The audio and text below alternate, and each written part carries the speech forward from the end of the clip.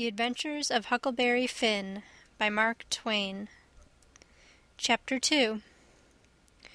We went tiptoeing along a path amongst the trees back towards the end of the widow's garden, stooping down so as the branches wouldn't scrape our heads.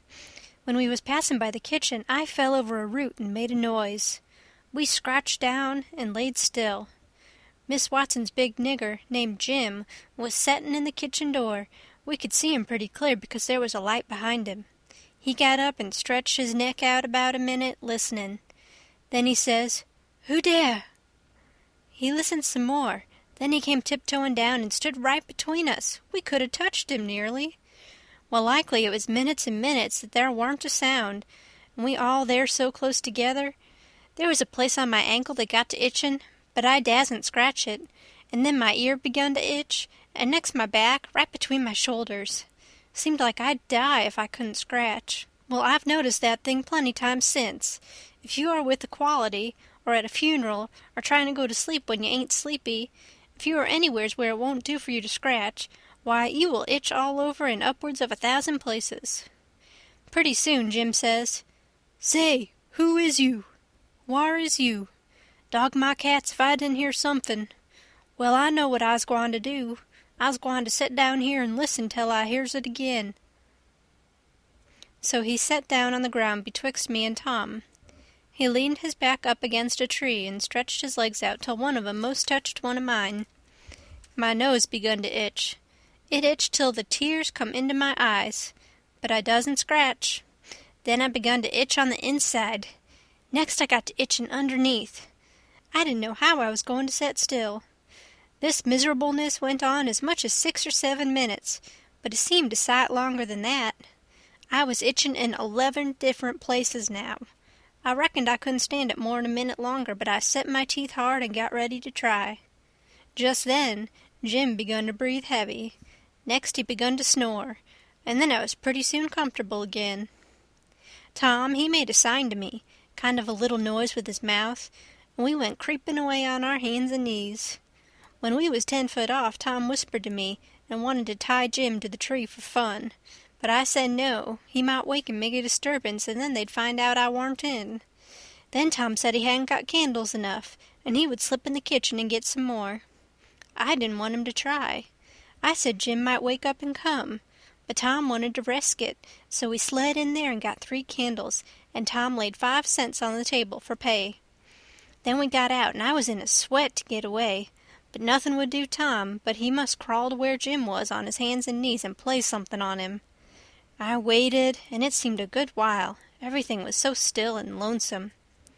As soon as Tom was back, we cut along the path around the garden fence, and by fetched up on the steep top of the hill the other side of the house. Tom said he slipped Jim's hat off his head and hung it on a limb right over him, and Jim stirred a little, but he didn't wake. Afterwards, Jim said the witches bewitched him and put him in a trance and rode him all over the state, and then set him under the trees again and hung his hat on a limb to show who done it. And next time Jim told it, he said they rode him down to New Orleans, and after that, every time he told it, he spread it more and more, till by and by he said they rode him all over the world, and tired him most to death, and his back was all over saddle boils. Jim was monstrous proud about it, and he got so he wouldn't hardly notice the other niggers. Niggers would come miles to hear Jim tell about it, and he was more looked up to than any nigger in that country. Strange niggers would stand with their mouths open and look him all over, same as if he was a wonder. Niggers is always talking about witches in the dark by the kitchen fire, but whenever one was talking and letting on to know all about such things, Jim would happen in and say, "What you know about witches?" And that nigger was corked up and had to take a back seat.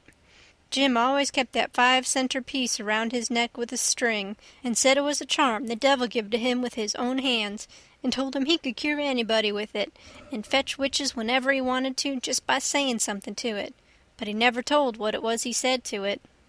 Niggers would come from all around there and give Jim anything they had, just for a sight of that 5-center piece, but they wouldn't touch it, because the devil had had his hands on it. Jim was most ruined for a servant because he got stuck up on account of having seen the devil and been rode by witches. Well, when Tom and me got to the edge of the hilltop, We looked away down into the village and could see 3 or 4 lights twinkling, where there was sick folks maybe, and the stars over us was sparkling ever so fine, and down by the village was the river, a whole mile broad and awful still and grand. We went down the hill and found Joe Harper and Ben Rogers and 2 or 3 more of the boys hid in the old tan yard. So we unhitched a skiff and pulled down the river 2 miles and a half to the big scar on the hillside and went ashore. We went to a clump of bushes, and Tom made everybody swear to keep the secret, and then showed them a hole in the hill right in the thickest part of the bushes. Then we lit the candles and crawled in on our hands and knees. We went about 200 yards, and then the cave opened up. Tom poked about amongst the passages and pretty soon ducked under a wall where you wouldn't have noticed that there was a hole.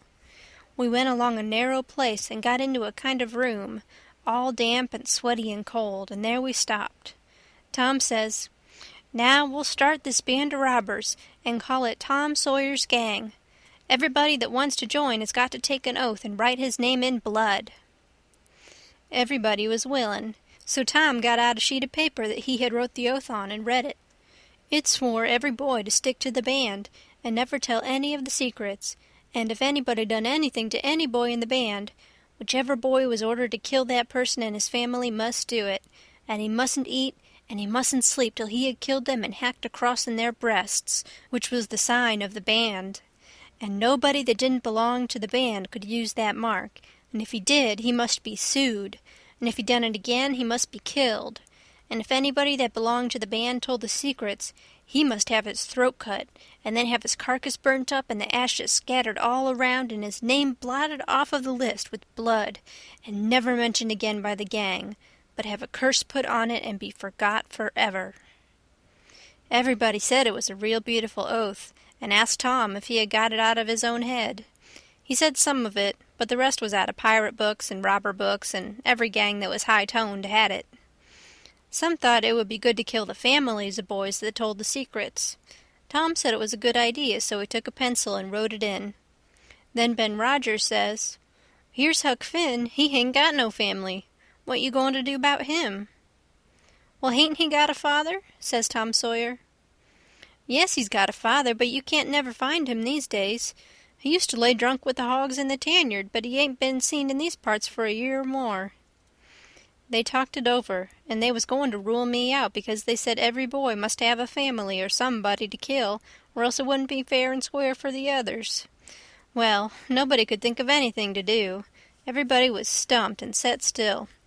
I was most ready to cry, but all at once I thought of a way, and so I offered them Miss Watson. They could kill her.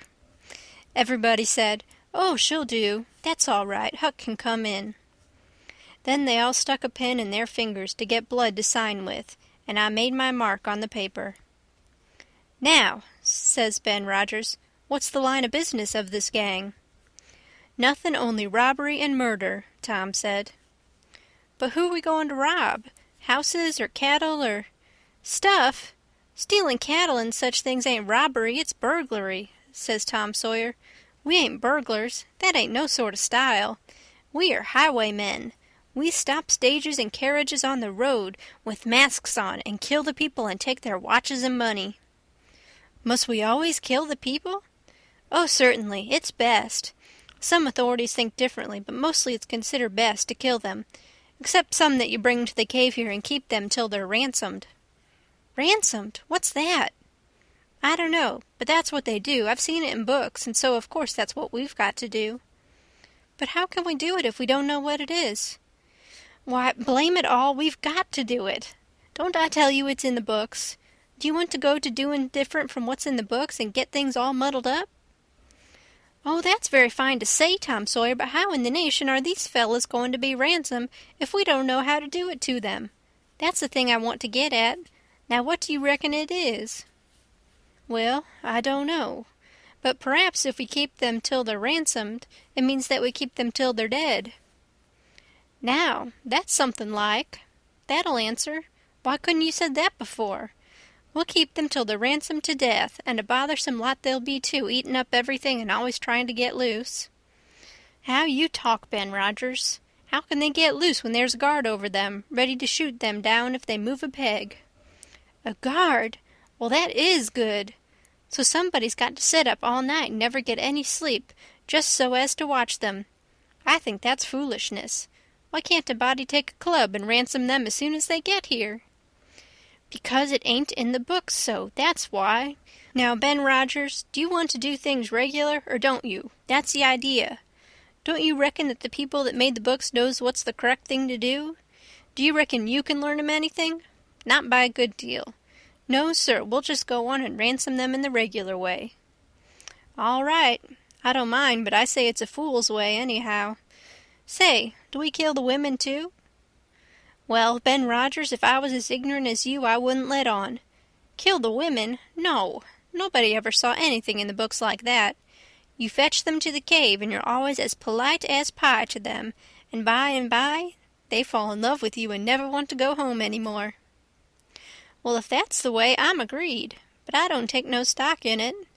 Mighty soon we'll have the cave so cluttered up with women and fellows waiting to be ransomed that there won't be no place for the robbers. But go ahead, I ain't got nothing to say. Little Tommy Barnes was asleep now, and when they waked him up he was scared and cried and said he wanted to go home to his ma and didn't want to be a robber any more. So they all made fun of him and called him Crybaby, and that made him mad, and he said he would go straight and tell all the secrets. But Tom give him 5 cents to keep quiet, and said we would all go home and meet next week and rob somebody and kill some people. Ben Rogers said he couldn't get out much, only Sundays, and so he wanted to begin next Sunday. But all the boys said it'd be wicked to do it on Sunday, and that settled the thing. They agreed to get together and fix a day as soon as they could, and then we elected Tom Sawyer first captain and Joe Harper second captain of the gang, and so started home. I clumb up the shed and crept into my window just before day was breaking. My new clothes was all greased up and clayey, and I was dog tired.